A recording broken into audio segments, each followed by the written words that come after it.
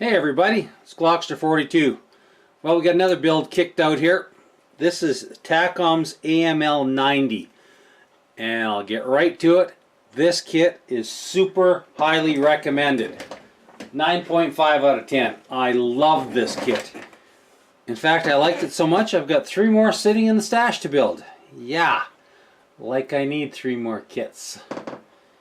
I think I figured out I could build 1 kit a week, and I've got probably enough for 1, 2, 3, 4, 5, 6, 7, 8, 9, 10, 11, 12, 13, 14, 15, 16, 17, 18, 19, 20 weeks. 20 weeks in one row.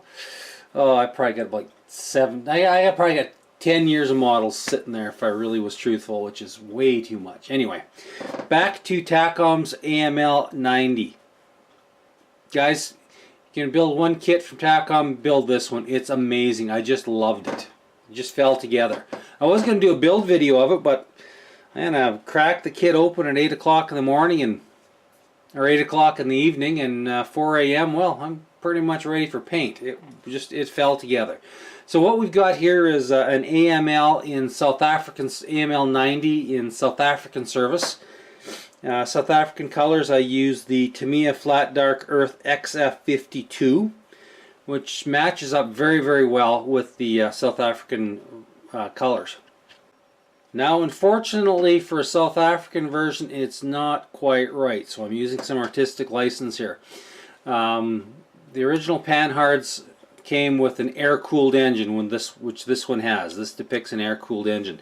The South Africans modified theirs to a water-cooled engine, and the deck should come out square, not on an angle. So, not quite 100% accurate for South African, but I liked it so much, I thought, what the hell, I'm going to put it into a diorama because I have the exact tank that it's going to go with.